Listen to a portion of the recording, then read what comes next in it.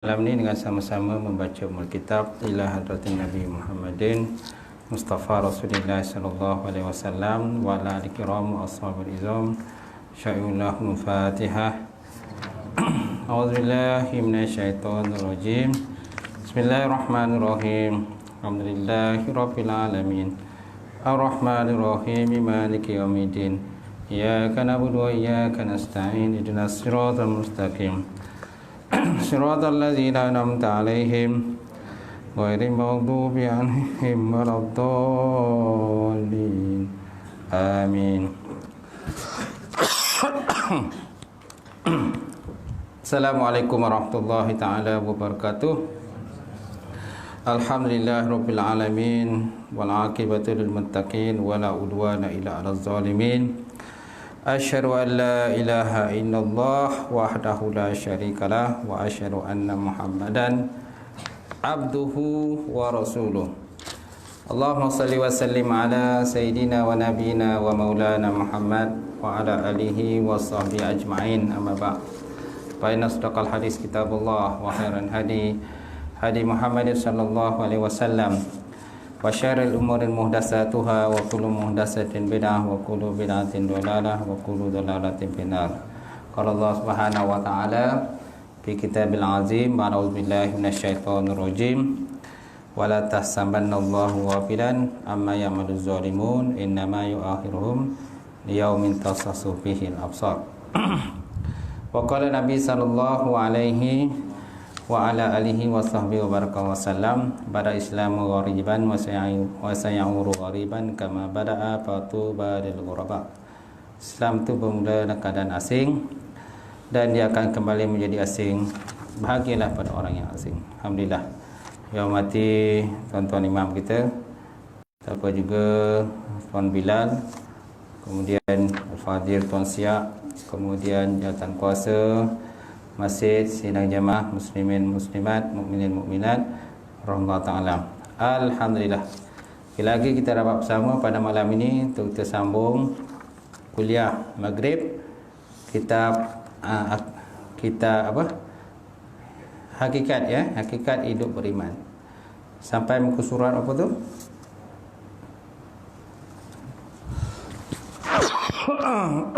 Muka surat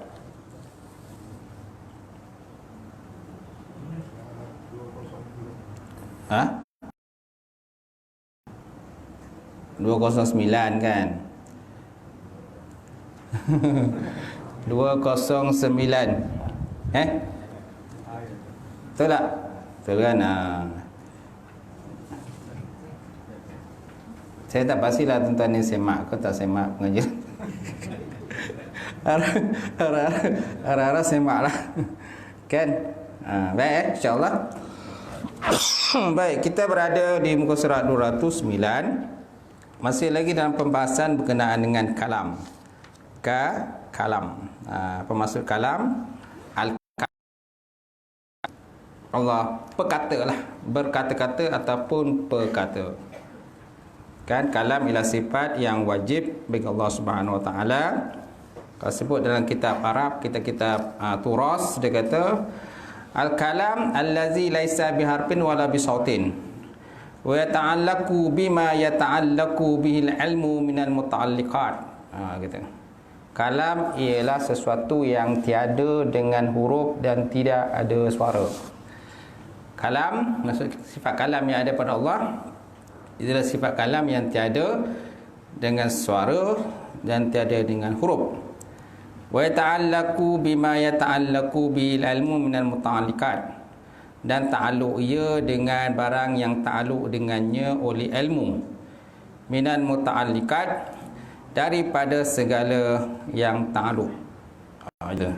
Semaknanya kalam ini dia ta'alluqnya sama dengan al-ilmu. Macam mana ilmu itu ta'alluqnya dengan perkara wajibat, mustahilat dan jaizat, perkara-perkara yang harus, perkara yang mustahil dan perkara yang wajib.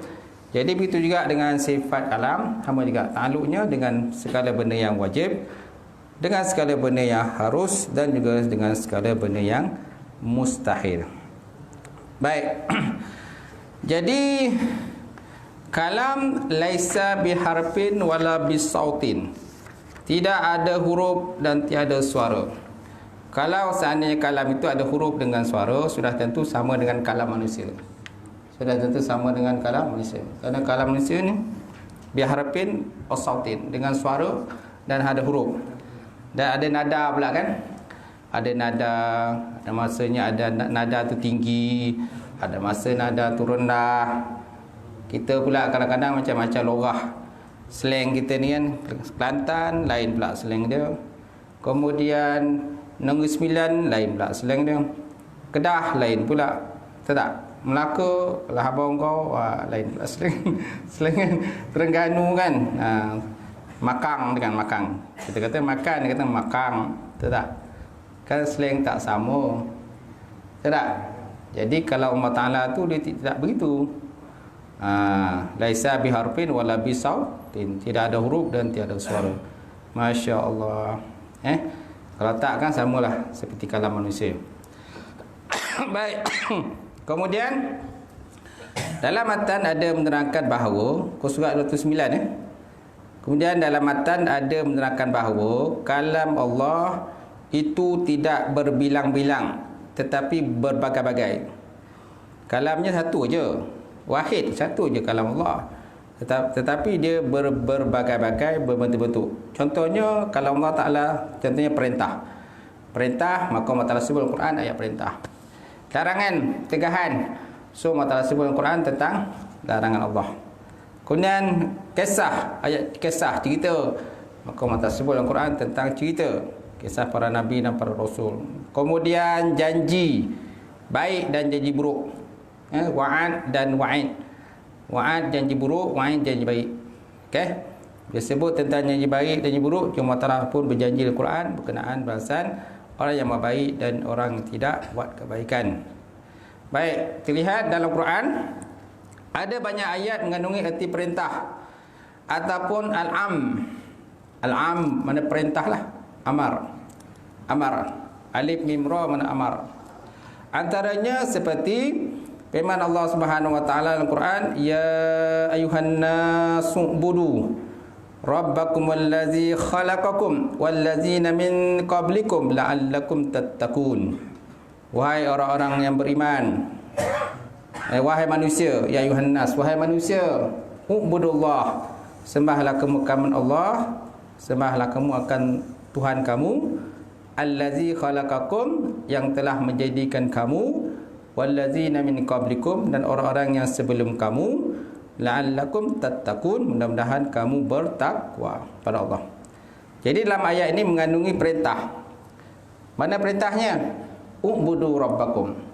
Ubudu rabbakum. Okey. Jadi kalau Allah Ta'ala dia berbagai, tapi kalau Allah satu je. Kalau Allah Ta'ala satu, sama dengan kudrat. Kudrat satu je. Kudrat tidak berbilang-bilang. Ilmun pun satu, tidak berbilang-bilang. Apalagi kalau zat Allah satu aja. Cuma walaupun satu, dia ada pelbagai ada perintah, ada larangan, tegahan, suruhan, kisah, janji baik, janji buruk dan sebagainya. Baik. Mana contoh ayat lagi berkenaan perintah? Amar. Wa aqimus salah wa atuz zakah warka'u ma'ar rakiin. Tegakkan sembahyang atau dirikan sembahyang. Wa atuz zakah, dan tunaikan zakat. Warka'u, dan rukuklah kamu bersama dengan orang-orang yang ruku'. Nampak? Ayat ni adalah perintah, dan perintah ini bermakna wajib. Perintah ni bermakna wajib. Setiap perintah dalam Quran asalnya adalah bermakna wajib, kecuali ada sesuatu dalil ataupun ayat lain yang menyatakan dia bukan wajib, dia adalah sunat, perintah sunat dan sebagainya. Dia sama ada perintah sunat ataupun perintah wajib lah, betul tak? Cuma asal perkataan amal ni kalau kita mengaji dalam bab usul fiqh, siapa mengaji bab usul fiqh tak? Tak ada mengaji bab usul fiqh. Kalau ada masa belajarlah bab usul fiqh kan. Usul fiqh mana asal fiqh. Asal fiqh. Ulama-ulama menyusun fiqh berpadukan kepada usul fiqh. Tak ada usul fiqh maka tak wujudlah bab fiqh. Kan? Begitu juga qawaid fiqh, qawaid fiqhiyah. Kalau tidak ada qawaid fiqhiyah, maka fiqh pun tak lengkap, tak sempurna. Kerana ulama-ulama mazhab pun berpandukan kepada kaedah-kaedah usul untuk menetapkan sesuatu hukum yang terdapat dalam Quran, dalam kitab mereka. Seterusnya, mana ayat perintah lagi? Wasta'inu bis-sabri was-salah wa innaha lakabiratun illa 'alal khashiin. Wasta'inu bis-sabri was-salah, mintalah oleh kamu bantuan dan pertolongan, bis-sabri dengan bersabar, was-salah dan mendirikan sembahyang. Wa innaha lakabiratun, dan sesungguhnya sembahyang itu satu pekerjaan yang kabirah, berat, illa kecuali alal khasin, kepada orang-orang yang khusyuk, kecuali pada orang-orang yang khusyuk. Solat ni satu benda yang berat bagi separuh orang lah. Separuh orang ringan je. Separuh orang ni sembahyang wajib memang dia buat, sunat pun banyak juga dia buat. Kenapa? Kerana dia memang dia dah lazim buat begitu, kan? Dia kerja sembahyang sunat. Jadi orang kata benda ni ringan ataupun mudah bagi dia, kerana dah lazim buat. Sesiapa yang jarang buat sembahyang sunat, atau jadi berat. Macam tu. Dia hanya buat sembahyang wajib. Lagi berat pula sembahyang wajib pun tak buat. Tu lagi berat. Lagi berat dia. Dah lah sembahyang wajib tak buat, jadi bila nak buat tu rasa berat.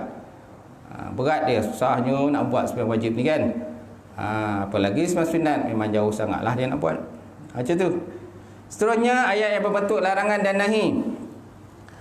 Ayat bentuk larangan dan nahi antaranya wala taqrabuz zina innahu fahisyatan wa sa'as sabila.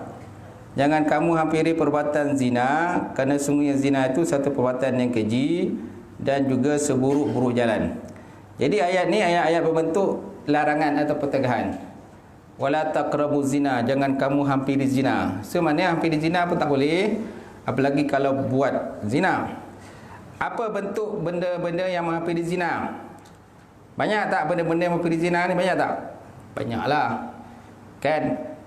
Contohnya ialah menuturkan perkataan-perkataan yang memberahikan, melihat gambar-gambar yang memberahikan, berdua-duaan antara lelaki perempuan, kan? Lelaki perempuan yang tanpa akad nikah, tanpa nikah, banyaklah. Bercumbu-cumbuan, bercumbu-cumbuan terus lelaki perempuan tanpa nikah. Ini merupakan sebagai mukadimah kepada perzinaan dan sebagainya. Banyak ke perzinaan dulu sekarang ni.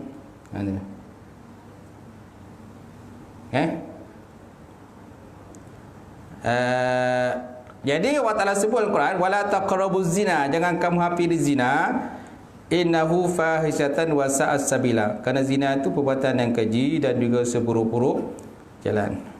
Dan hasil perzinaan nanti akan lahirnya contohnya anak tidak sataraf.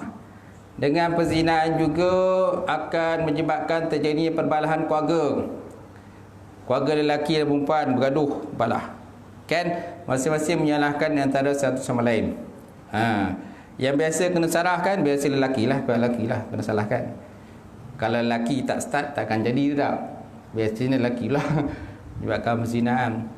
Kemudian mengundang keruntuhan akhlak masyarakat. Kemudian mengundang bala bencana dan juga musibah daripada Allah Subhanahu Wa Taala. Itu kesan daripada perzinaan. Kemudian buang anak dan sebagainya. Penyakit wabak pun menyebabkan sebab antara punca ialah disebabkan perzinaan macam tu. Seterusnya Allah sebut Al-Quran ke surat 210. Ya ayyuhallazina amanu la tattakhizul yahud wan nasara awliya ba'duhum awliya'u ba'd. Ya ayyuhallazina amanu, wahai orang-orang yang beriman, la tattakhizul yahud, jangan kamu mengambil orang Yahudi, wan nasara dan orang Nasrani, awliya, pemimpin kamu. Jangan ambil orang Yahudi, Nasrani pemimpin kamu, ataupun orang kafir. Ini termasuk orang kafir. Yahudi, Nasrani ke kafir kan?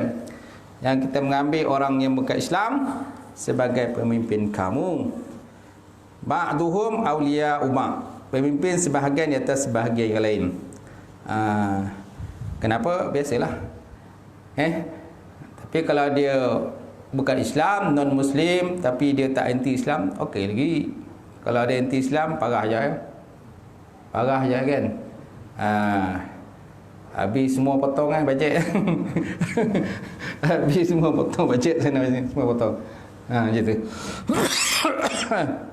Betul, kesan daripada kita mengambil pemimpin yang bukan Islam. Kalau boleh duit orang kata masjid pun kalau boleh dia nak ambil. Duit masjid, duit tabung masjid. Dia pun nak ambil semualah, sapu semua. Duit zakat semua dia nak sapu. Sedangkan duit itu untuk orang Islam je. Betul tak? Duit Islam je. Kalau kita nak bagi pun duit zakat tu hanya untuk orang yang menguruskan orang bukan Islam, tu boleh. Dia menguruskan orang bukan Islam. Kan? Itu bolehlah. Yang menguruskan tu kita bagi pada orang yang menguruskan. Bukan orang bukan Islam tu kita bagi. Jadi isu kan besar kan isu. Sebab benda tu dia zakat untuk orang Islam saja, bukan Islam. Apalagi kalau duit surau di masjid ambil, dia akan jadi isu besar. Baik, insya-Allah. Dan seterusnya, ya ayyuhallazina amanu innamal khamru wal maisir wal ansab wal azlam rijsum min amali syaitan fajtanibuhu la'allakum tuflihun. Ya ayyuhallazina amanu, hai orang beriman, innamal khamru, sesungguhnya arak, wal maisir judi, wal ansab ni beri makan kepada berhala, wal azlam, dan mengundi menggunakan anak panah. Mengundi menggunakan anak panah. Rijsum min amali syaitan, satu perbuatan keji daripada perbuatan syaitan. Fajtanibu, maka jauhkan oleh kamu. La'allakum tuflihun, mudah-mudahan kamu mendapat kemenangan. Jadi dalam ayat ini mengandung perkataan ijtanibu. Dalam ayat ini dia tak sebut la. Tak ada perkataan la, tapi menggunakan perkataan ijtanibu. Ijtanibu tu pun dah bermakna la, jangan. Dia pun dah bermakna la, itu jangan buat. Okey? Ataupun jauhkan oleh kamu, fajtanibu, jauhkan oleh kamu, la'allakum tuflihun, mudah-mudahan kamu mendapat kemenangan. Sama juga ayat tadi.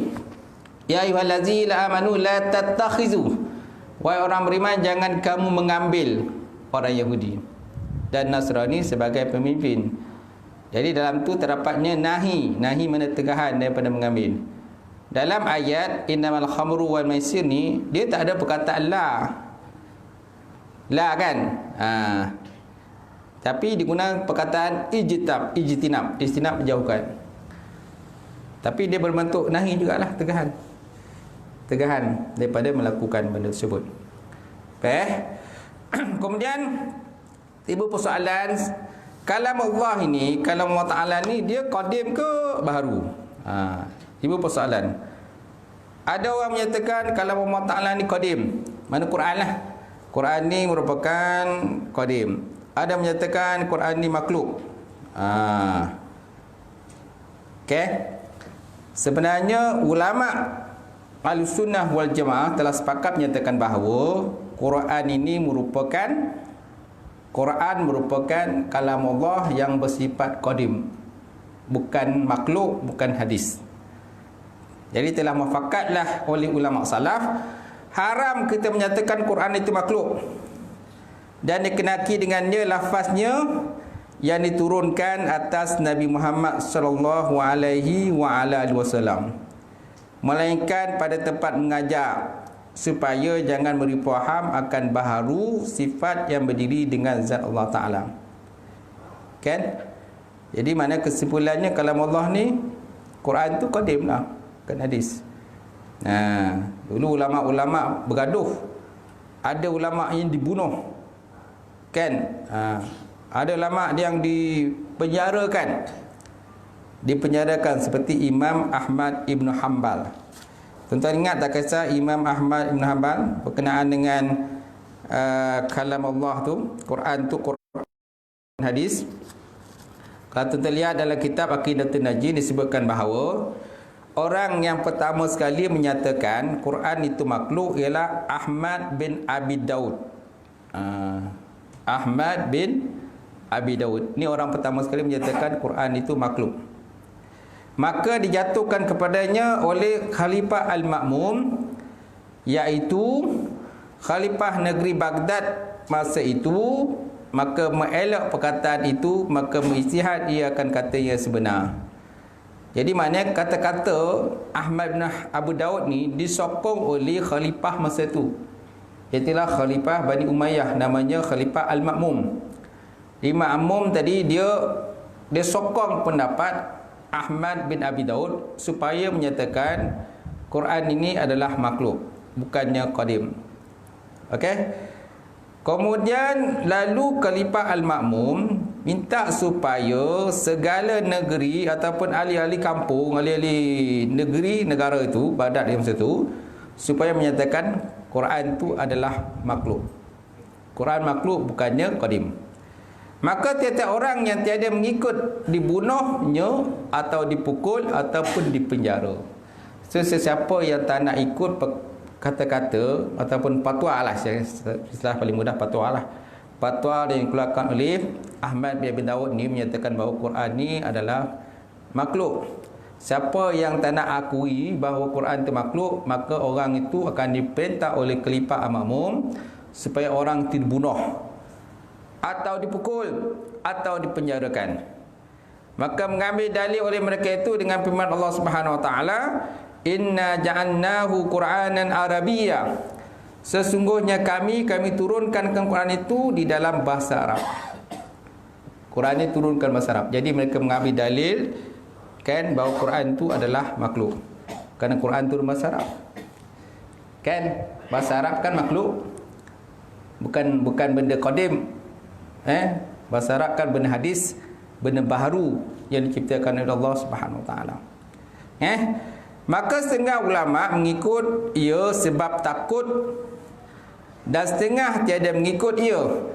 Maka yang mengikut akan diberi beberapa pemberian, yang tiada ikut akan disakiti dan dikenakan berbagai-bagai azab. Setengahnya dibunuh, setengahnya dipenjara. Setengah daripada mereka itu, setengah daripada mereka yang tiada mengikut itu ialah Imam Ahmad bin Hanbal. Imam Ahmad bin Hanbal dia tak nak ikut. Yang mengasaskan tadi siapa? Imam Ahmad bin Abi Daud nama dia. Dua nama Ahmad, tapi dua yang berbeza pandangan. Seorang Ahmad bin Abi Daud, dia ini yang mula-mula menyatakan Quran itu adalah makhluk, bukan qadim. Sedangkan Imam Ahmad bin Hanbal ni dia kata Quran adalah bukan makhluk tapi qadim. Macam tu. Baik. Jadi begitu juga orang lain ataupun mana-mana ulama yang tak nak ikut perkataan tadi, maka mereka akan dibunuh, diseksa, diazab, dipenjara dan sebagainya. Maka nak dibunuh akan dia, itu akan Imam Ahmad bin Hanbal. Jadi Imam Ahmad pun juga begitu juga nak dibunuh. Maka sampai khabar kepadanya, lalu minta dia berdoa kepada Allah Ta'ala. Jadi bila perkara itu sampai pada Imam Ahmad bahawa dia akan ditangkap, sebab dia mempertahankan pendapatnya bahawa Quran itu bukan makhluk, maka sampai berkhabaran dia akan ditangkap dan kemungkinan besar akan dibunuh. Maka lalu dia berdoa kepada Allah Ta'ala. Maka tiada sampai pagi-pagi hari, melainkan didengar saat berteriak pada rumah Al-Ma'mum.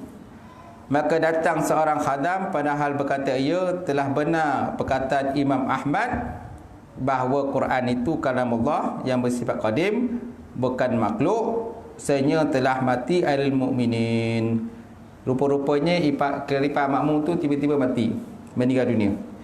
Teringat satu terikan yang kuatlah dalam rumah Khalifah Al-Ma'mum. Hasil daripada doa Imam Ahmad bin Hanbal tadi, akhirnya Khalifah Al-Ma'mum tu mati. Kan? Selepas Khalifah Al-Ma'mum mati, dia digantikan pula oleh Al-Mu'tasim Billah, saudara kepada Khalifah Al-Ma'mun, juga pada kerajaan Bani Umayyah masa itu. Maka dipesankan dia oleh Al-Ma'mun kepada Al-Mu'tasim supaya mempertahankan pendapat bahawa Quran itu makhluk, bukannya qadim. Maka disuruhkan Ahmad bin Hanbal kepada munazarah. Kan, jadi bila Al-Mu'tasim ni menggantikan Al-Khalifah Ma'mun yang telah mati, kan, kerana doa daripada Imam Hanbal tadi, kan, maka lalu Mu'tasim pun dia panggil Imam Ahmad bin Hanbal untuk munazarah. Munazarah macam berbincang lah, berbuat perbincangan, gitu. Buat perbincangan meja bulat. Sila kita kan bincang lah je tu, macam mana. Maka munazarah Ahmad bin Hanbal dengan Ahmad bin Abi Daud. Kemudian lalu berbincanglah Imam Ahmad bin Abu Daud dan juga Ahmad bin Hanbal. Maka dalam perbincangan tadi Imam Ahmad bin Abi Daud ini telah kalah. Telah kalah lah. Imam Ahmad bin Daud tu tadilah dia yang mengasaskan kepada pahaman tadi. Kemudian apa yang terjadi tuan-tuan? Maka dikerasi suruh mengikut dengan keras dengan berkata Quran itu adalah makhluk. Kemudian bila dia dah kalah dalam perdebatan tadi, Imam Ahmad bin Daud kalah disebabkan oleh hujah-hujah yang pada Imam Ahmad bin Hanbal, maka akhirnya diminta supaya Imam Ahmad ni macam dikerasilah, dipukul ke, digetak dan sebagainya, tangkap dan sebagainya. Maka tiada mengikut dia, maka disuruh pukul akan dia, dan dipukul kira-kira sebanyak 15 kali. Kemudian diperintah supaya Imam Ahmad ni dipukul. Tak? Mana cara secara lembut tak selesai. Cara lembut selesai, akhirnya buat cara keras supaya Imam Ahmad ini kata membenarkan ataupun mengeluarkan satu fatwa supaya menyatakan Quran itu adalah makhluk. Kemudian dia pukul sebanyak 15 kali. Maka putus tali seluarnya dan jatuh seluarnya daripada pinggangnya. Maka memandang oleh Ahmad itu kepada langit.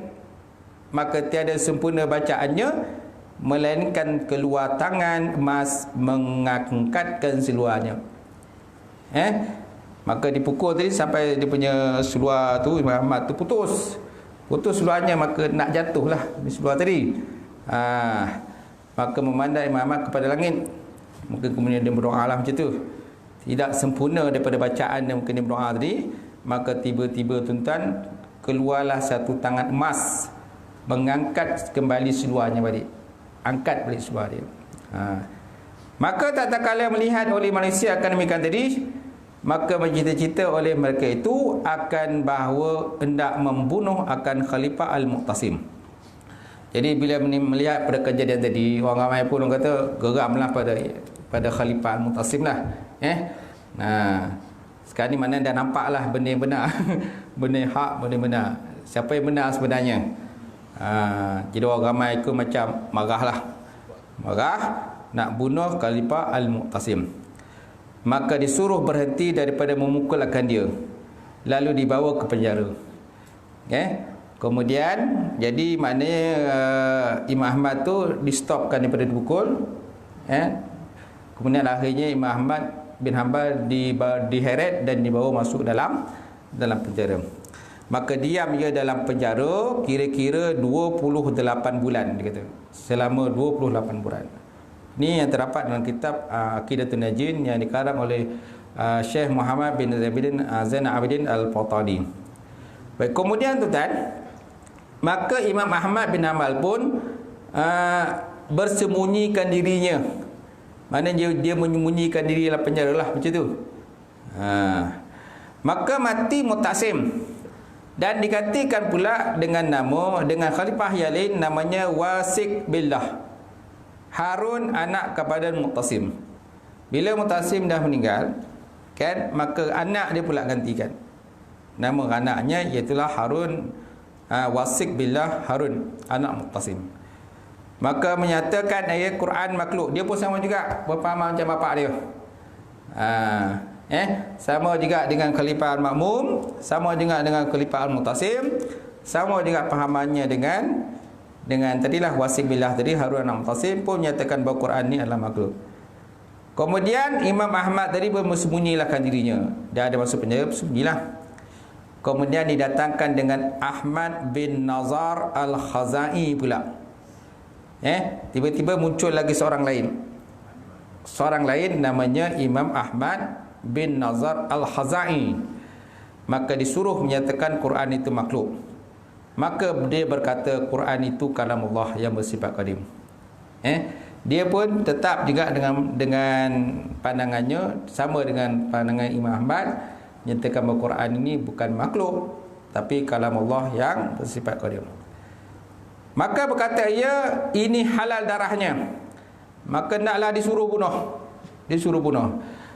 Jadi Khalifah Ahmad, jadi Ahmad bin Nazar al-Za'i pun sama juga. Jadi diperintah supaya Ahmad bin Nazar al-Za'i ini supaya dibunuh.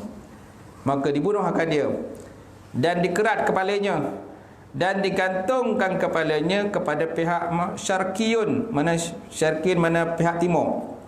Digantungkan di sebelah timur, di pihak matahari naik, kota negeri Baghdad selama beberapa hari. Kemudian dipindahkan dan disuruh gantung pada pihak Maghrib pula, di sebelah barat. Maka didengarkan dia oleh malam, pada malam hari. Tiba-tiba orang mendengar pada malam hari, kepala dia tadi membaca kalimah La ilaha illallah dan membaca surah Yasin. Dia dah mati kan, kepala dah putus. Kepala dah putus, dan dikerat kepala, kan dia cakap tadi, dikerat kepalanya dan digantung kepalanya kepada pihak timur. Kemudian digantung ke belah barat. Kemudian ada orang dengar pada malam hari dia menyebut kalimah La ilaha illallah. Kemudian dia membaca surah Yasin. Dan ada satu riwayat menyatakan bahawa dia membaca ayat Alif Lam Mim hasibanna ayyutraku ayyakunu yuftanun. Alif Lam Mim, adakah kamu menyangka, kan, janganlah manusia itu menyangka bahawa sahaja dengan berkata kami beriman itu belum diuji oleh Allah Subhanahu Wa Taala. Tak boleh kita ni sikit lagi. Azan lah.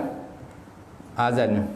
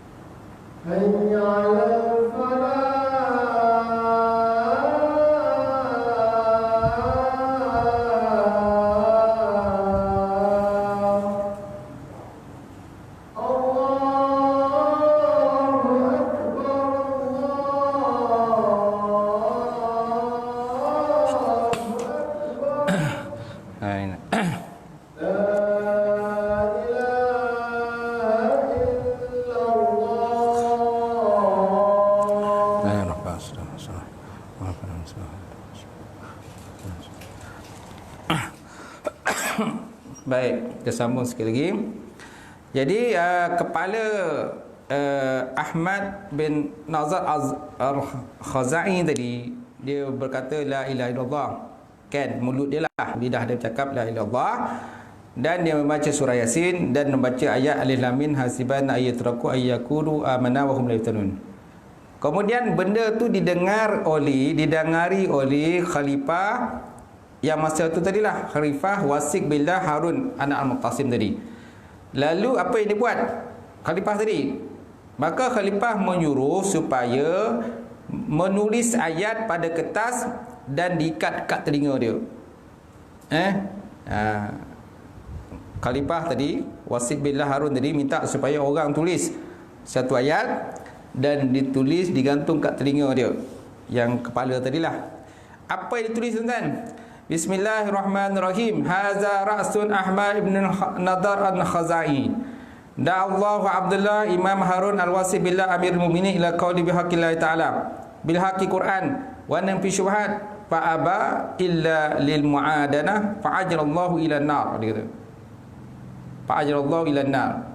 Dia kata apa maksudnya? Inilah kepala Ahmad bin Nazar al-Khazai, telah menyeruakan dia oleh Abdullah Imam Ahmad Imam Harun Wasik billah Amirul Mukminin kepada berkata dengan makhluk Quran, dan enggan dia enggan dan menyatakan bahawa Quran itu makhluk, maka telah menyegerakan dia oleh Allah Ta'ala kepada neraka. Dia kata kepala ni masuk neraka gitu. Kata khalifah tadi. Mana khalifah kan dia bertembung kan, dia punya fahaman dia tadi dengan fahaman Ahmad bin Nazar Al-Zra'i. Ahmad bin Nazar ni satu fahaman pula dengan Imam Ahmad bin Hanbal yang masih dalam penjara. Betul tak? Jadi maka mati Wasik billah. Kemudian lepas tu Wasik billah pun mati. Tak lama itulah diganti pula dengan saudaranya Mutawakkil Allah. Pun khalifah ambil daripada Bani Umayyah kan, diganti pula Mutawakkil Allah Ja'far. Maka masuk atasnya Abdul Aziz bin Yahya kepadanya. Maka berkata ia maka adalah yang terlebih ajaib daripada pekerjaan Wasik membunuh Ahmad bin Nazar Al-Khazai, padahal adalah lidahnya membaca Quran. Maka didapat pada Mutawakkil itu insaf pada dirinya. Jadi Mutawakkil ni dia tak macam tak satu haluan dengan khalifah-khalifah sebelumnya. Dia pun menyesal dengan perbuatan saudara-saudara yang sebelum ini. Dia kata, sedangkan benda tu jelas nampak kan, benda tu realiti nampak bahawa Ahmad bin Nazar itu baca Quran, lepas tu baca surah Yasin. Takkanlah nak tipu tu tak? Takkanlah orang kata kalau dia masuk neraka takkan dia baca surah Yasin tu tak? Segi logik lah macam tu. Jadi dia pun menyesalah dengan perbuatan saudara-saudaranya, dan mencela ia akan perbuatan saudaranya. Maka disuruh kepada segala negeri dengan berkata Quran itu bukan makhluk, dan disuruh hadir akan Imam Ahmad bin Hanbal. Kemudian diminta supaya Imam Hanbal ni dikeluarkan daripada penjara. Dan berkata ia kepada Imam Ahmad bin Hanbal, dia kata lelaki ini telah menerangi dunia. Dia kata lelaki ini sebenarnya telah menerangi dunia yang kelam. Pada besar jasa dia sebenarnya. Maka diberikan sepersalinan dengan beberapa pakaian kain yang indah, dan diberi satu jariah, seorang hamba lah, dibagi pada Imam Ahmad bin Hanbal, dan juga sepersalin pakaian. Maka tiada diterimanya. Rupa dia tak terima tu, dia tak nak. Imam Ahmad dia tak nak. Walaupun dibagi dengan sepersalinan pakaian yang cantik-cantik indah, dia tak nak. Dibagi jariah pun dia tak nak. Maka tiada diterimanya, dan menangis ia, dan berkata ia, sejahtera aku daripada mereka itu pada sekalian umurku hingga hampir umurku dibala dengan mereka itu dan dengan dunia mereka itu, kemudian ditinggalkan kain persalinan itu dan dikembalikan akan dia. Kain itu ditinggalkan, kan, dan dikembalikan semula pada khalifah apa tadi? Mutawakkil dia. Mutawakkil Allah Ja'far nama dia. Baik, kemudian tuan, kata Bashar Al-Hafi, tiada seorang yang terlebih kuat atas berkata umpama kata Imam Ahmad di dalam percubaan ketika disuruh berkata dengan makhluk Quran. Maka adalah pada ketika itu diberi makam anbiya baginya. Kerana itulah disuruh, kerana itulah Imam Syafi'i pernah menyuruh seseorang supaya pergi ke Baghdad dan meminta supaya diberikan baju yang dia pakai tak kala dipukul akan dia. Imam Syafi'i kan pernah minta Imam Syafi'i, antara Imam Syafi'i dengan Hanbal siapa dulu? Imam Syafi'i dulu, kan? Imam Syafi'i, Imam Hanbal kemudian. Dia pertama Imam Hanafi, lepas Imam Hanafi Imam Maliki, Imam Maliki Imam Syafi'i, lepas Syafi'i Imam Hanbal atau Hanbali. Jadi masa tu Imam Syafi'i tahu kisah tadi dan diminta supaya menyuruh Imam Syafi'i kepada Baghdad nak meminta baju yang dipakai oleh Imam Hanbal ketika dipukul, dan lalu baju tadi dikirimkan kepadanya. Maka mengambil Imam Syafi'i akan baju itu dan dibasuh baju tadi dan diminum ia akan air daripada baju tadi. Kemudian maka ditaruh yang lebih air tadi di dalam kaca. Maka tiap-tiap sakit daripada sahabatnya diberi minum sedikit daripada air tadi. Maka apabila disapu pada tubuhnya, maka jadilah hilang sakit orang itu.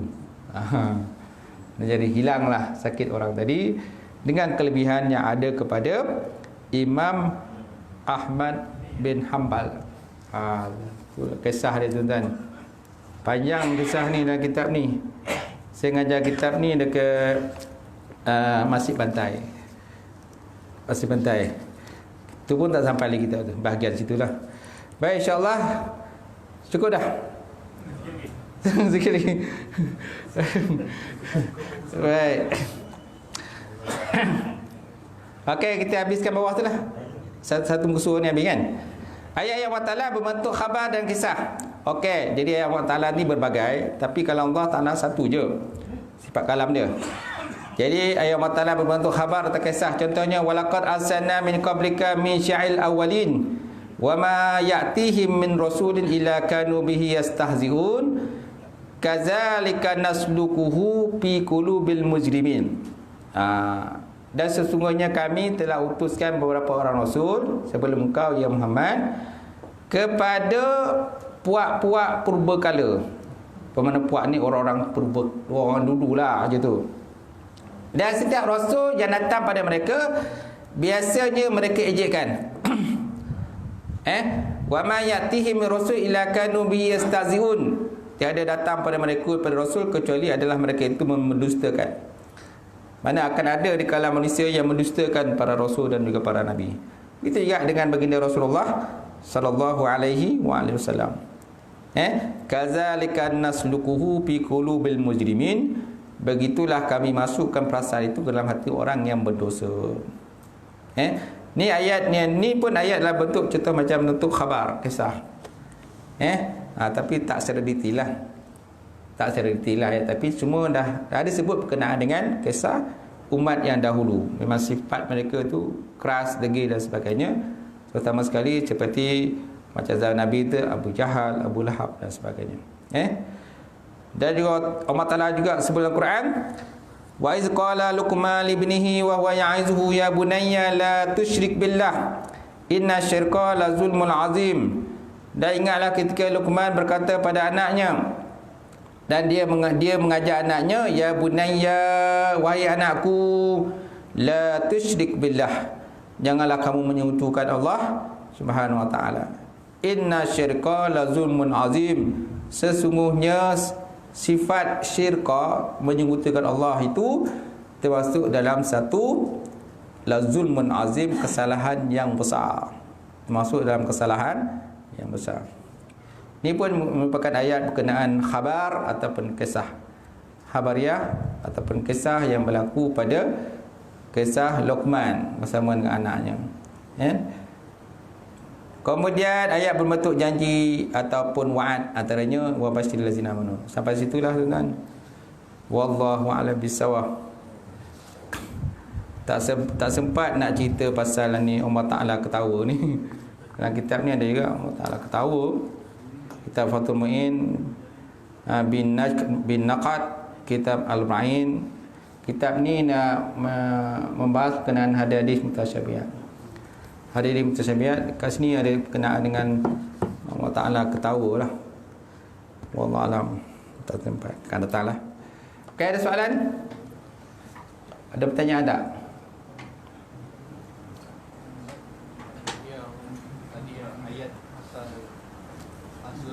Yang anak panah tu macam mana maksud? Mengundi menggunakan anak panah. Ni orang Arab Badui ni, orang jahiliah kan. Mereka biasanya ada tersimpan di Kaabah itu, maknanya untuk seorang tu biasanya ada 3 anak panah. Kan? Anak panah pertama ditulis kat situ lakukanlah. Anak kedua jangan lakukan.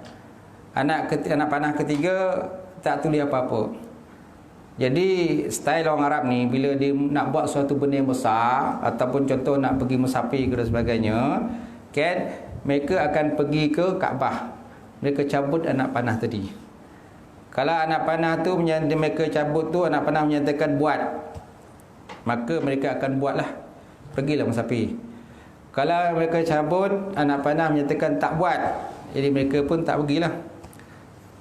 Kalau dicabut anak panah yang tak ada tulis apa-apa, kan, jadi mereka akan cabut kali kedua. Cabut kali kedua. Kalau seandainya dapat juga anak panah yang lakukan, dia akan cabut lagi. Untuk dapat pastikan sama ada buat ataupun tak buat. Itu style orang Arab lah. Macam tu. Okay. Sama juga kisah yang tu, yang Abdul Muttalib pun dia buat juga. Abdul Muttalib kan dia dapat anak kan, anak 10 orang tu, 10 orang lelaki tu. Sama ada dia nak sembelihkan Abdullah aku tidak. Sebab dia dah menazar dapat anak 10 orang lelaki, dia akan korbankan salah seorang ke Kaabah. Dia ada buat undi tu nak panah lah. Dia naik nama Abdullah tu sebanyak berapa kali? 10 kali naik nama Abdullah. Kemudian ditebus dengan setiap kali undi itu ditebus dengan 10 ekor unta. Naik lagi nama Abdullah 10 ekor unta lagi. Sampailah 10 kali, mana 100 ekor unta dia kena bayar untuk menebus Abdullah daripada jangan dikorbankan. Itulah wallahu alam bisawab. Dia macam mengundi nasib lah je tu. Lebih kurangnya tu lah, kan. Cukup habis. Okey, auzubillahi minasyaitonir rajim. Alhamdulillah wassalatu wassalam ala asyrafil anbiya'i wal mursalin wa ala alihi washabihi ajmain. Allahumma zidna ilman nafi'a wa yaqinan sadiqan wa amalan mutaqabbala wa rizqan halalan mubarakatan katsira wasyan ya fatay alim nawlana qulubana bi nuri ma'rifataka wa ta'ala arfin. Allahumma fakina bidin, Allahumma fakina bidin, Allahumma ja'al hadza jam'an marhuma tafarraqan wa tafarraqana min ba'di tafarruqan ma'suma. Allahumma inna na'udzubika min ilmin la yarfa' wa min nafsin la tashba' wa min qalbin la yasha' wa min du'ain istajaba ya arhamar rahimin. Allahumma inna na'udzubika min azabil qabri wa min azabin nar wa min fitnatil mahya wal mamat wa min fitnatil masih dajjal. Allahumma barik lana fi Rajab wa Sya'ban wa balighna Ramadan. Rabbana atina fid dunya hasanah wa fil akhirati wa qina azabannar. Walhamdulillahirabbil alamin. Taqabbalallahu minkum.